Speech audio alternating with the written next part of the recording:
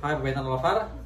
Mungkin selama ini banyak yang bertanya kalau kenapa kok saya nggak pernah membahas penyakit pada Barbitron gitu ya, atau mungkin penanganan dari suatu penyakit apa segala macam, pokoknya yang berhubungan dengan hal tersebut gitu.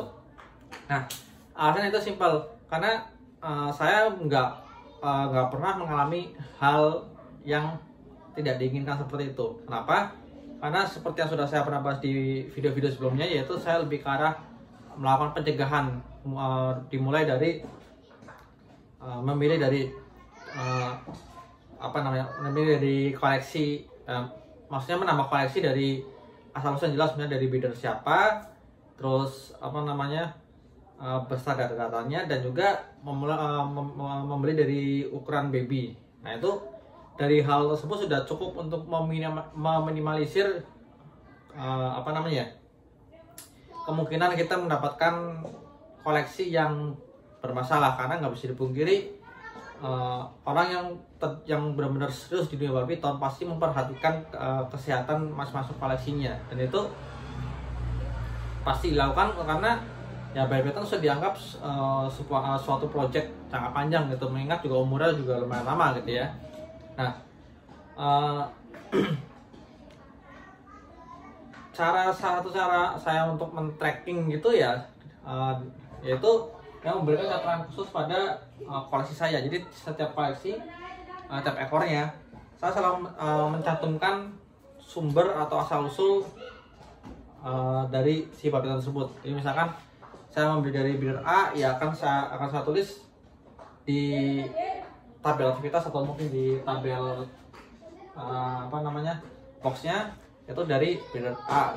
Itu udah saya sudah benar-benar saya usahakan track gitulah ya. Satu-satunya Barbitron yang tidak di track yaitu Barbitron pertama saya, karena saya nggak tahu asal-usulnya di mana. Ya saya beli dari seller gitu ya. Pada saat waktu itu tuh Barbitron lagi banjir-banjirnya, lalu kondisinya kan juga otomatis bukan dari breeder dalam negeri gitu ya. Waktu saat itu lagi zaman-zamannya banyak impor normalan masuk gitu, jadi nggak saya tulis, tapi saya masih ingat membeli Barbitron tersebut dari seller siapa gitu. Nah, jadi selain Barbitron yang ini, ya semuanya sudah tracking gitu. Jadi dengan bagaimana Anda menambah atau menambah koleksi dari breeder siapa gitu, itu bakal sangat berpengaruh sekali ke depannya gitu. Pokoknya banyak nggak percaya ya, masa iya nggak pernah ngalamin hal aneh gitu. Oke, mungkin yang salah satu hal yang pernah saya alamin yaitu scare rot. Nah, scare rot tuh jadi seperti ada pembusukan di bagian kulit ya. Jadi membusuk, tak mungkin ada luka yang saya nggak tahu atau gimana. Yang jelas tiba-tiba ada pembusukan kecil di situ. Nah, untungnya ketahuan dalam waktu cepat. Jadi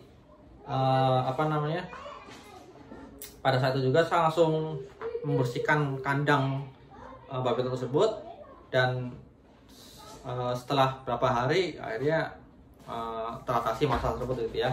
Karena scare rot biasa karena terjadi karena kandang yang kotor gitu, mungkin terlalu lembab atau segala macam gitu. Itulah kenapa saya menggunakan kokopit untuk yang besar, bukan koran lagi ya, untuk meminimalisir kotor tersebut itu. Ya paling nggak sekarang jadi lebih ke arah spot cleaning gitu ya. Walaupun walaupun kotoran karena suka besar-besar juga. Kalau yang ada yang anggap kokopit berdebu kotor apa segala macam, ya, tapi dibandingkan jika saya menggunakan koran, ya lebih mending lah. Dan juga saya juga tiap kondisi tertentu langsung saya bersihkan semua gitu.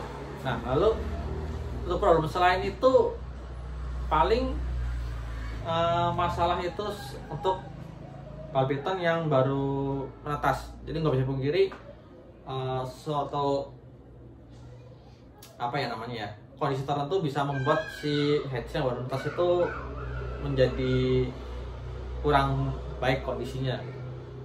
Cuman sejauh ini ya bukan bukan masalah eksternal dari luar koleksi saya. Jadi emang benar-benar minta entah itu kondisi kelembaban atau mungkin kandang atau suhu waktu di dalam inkubator, sekitar itu nggak bukan penyakit yang dari luar apa segala macam. Karena balik lagi yaitu saya lebih fokus pada pencegahan dari hal yang tidak diinginkan gitu. Ya itulah namanya orang yang sudah menganggap bal piton sebagai investasi jangka panjang, otomatis ya jauh lebih selektif dalam menambah koleksinya gitu. Ya boleh percaya boleh enggak ya, tapi ya emang gitu nyataannya gitu. Makanya sampai sekarang saya nggak berani memberikan suatu pernyataan atau misalnya treatment atau segala macam ya karena hal tersebut gitu. Jadi kalau ada yang nanya, ini bal piton saya sakit ini, kira-kira apa sarannya ya? Ya paling saya refleksi kayak mana saya batas seperti ini gitu. Atau seandainya saya nggak tahu, ya mending amannya bawa ke dokter hewan saja atau vet gitu ya, yang mengerti ular, dan itu lebih ibaratkan lebih aman dibandingkan kita eksperimen sendiri gitu, ya kan? Ya paling itu sih. Jadi sudah menjawab rasa penasaran orang gitu ya, yang mungkin sering bertanya ini bal piton saya kenapa ya, ini kenapa ya, dan saya nggak bisa memberikan informasi banyak ya karena saya nggak terlalu nggak terlalu mau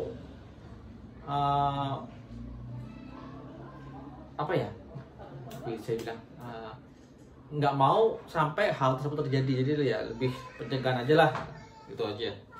Ya mungkin segitu aja. Kalau ada bal piton kalau ada minat bal piton yang ready, bisa cek di deskripsi ya, atau bisa langsung kontak WA, udah di deskripsi gitu. Udah coba kan,